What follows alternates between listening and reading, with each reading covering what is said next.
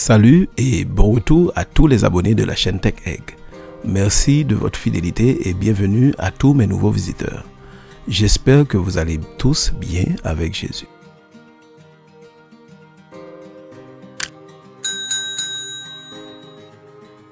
Saviez-vous que vous pouvez ajouter des modules complémentaires dans votre formulaire?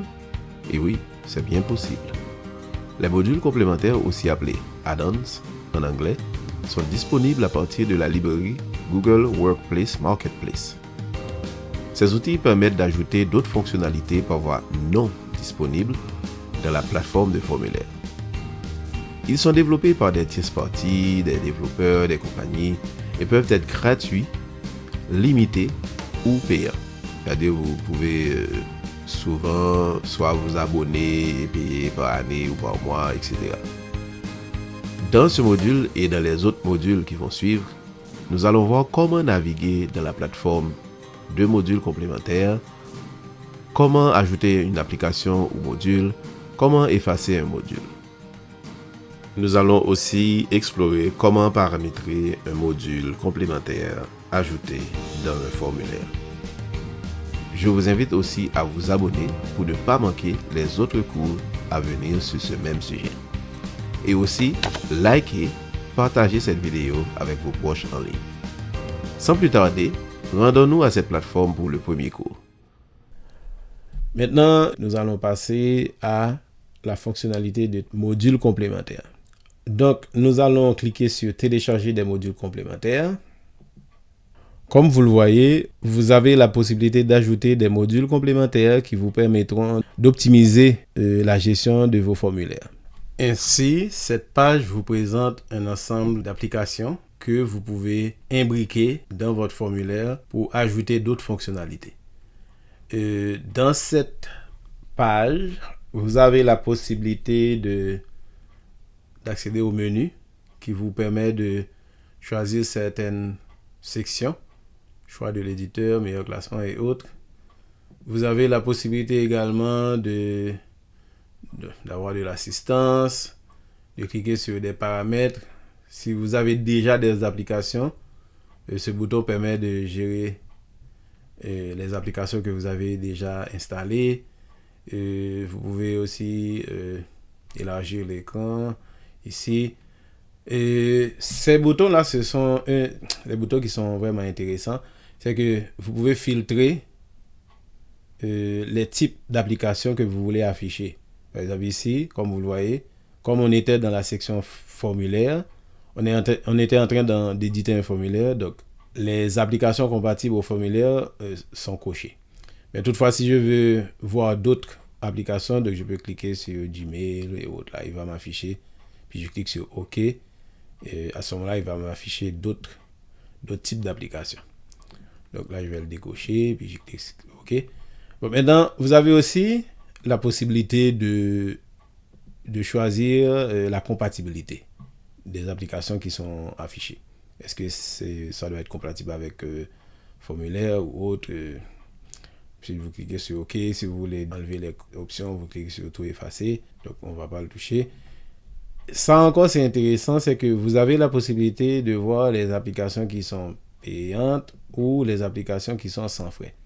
Parce que ce sont toutes les applications qui sont dans cette librairie ne sont pas des applications gratuites. Il faut faire attention. Ou des fois, il se peut qu'une application soit sans frais, mais avec des fonctionnalités limitées. Et si vous voulez avoir accès à toutes les fonctionnalités, il faudra payer cette application. Il faudra l'acheter. Donc, si je clique sans frais, juste par curiosité, et je clique par exemple sur code QR, on va faire un test. Comme vous le voyez, donc, j'ai des applications sans frais qui permettent de créer des codes QR pour un formulaire. Donc là encore, c'est une autre façon de générer des codes QR. Maintenant, quand vous choisissez une application, essayez toujours de faire attention aux commentaires, au niveau des commentaires, au pointage là, de l'application. C'est-à-dire les gens qui ont témoigné que l'application est bonne. Par exemple, ici, on voit que cette application a un niveau de commentaires évalué à 4.1. Celui-là est à 4.7. Donc, ça signifie que celui-là, il est une des applications les plus populaires. Vous pouvez aussi regarder le nombre de téléchargements de cette application. Par exemple, lui, c'est vrai que le public l'a coté à un niveau plus élevé.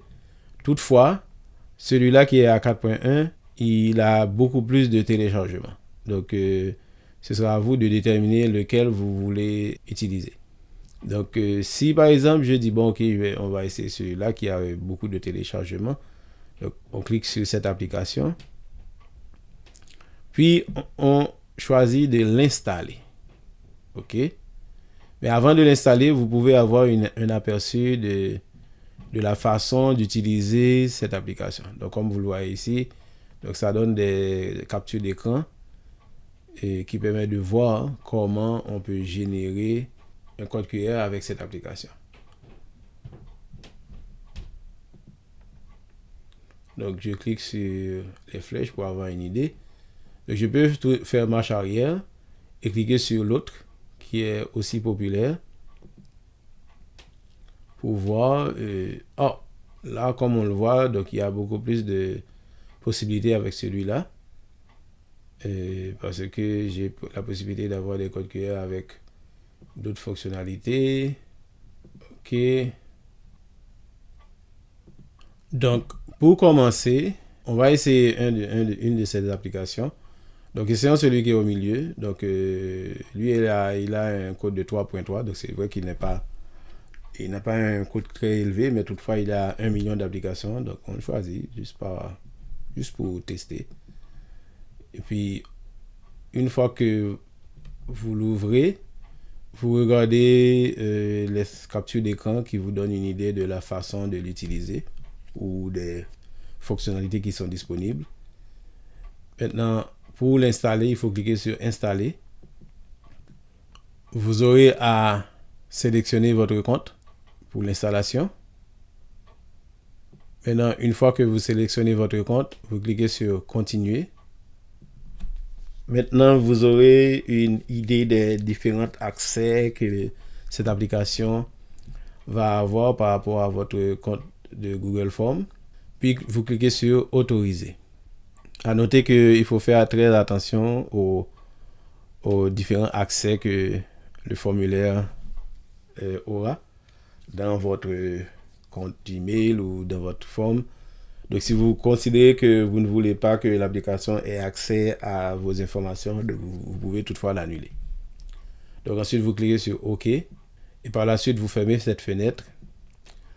Maintenant, ce que je voulais vous dire, c'est qu'une fois que vous avez installé l'application, vous allez voir ce petit bouton ici qui vous permet d'accéder au module complémentaire.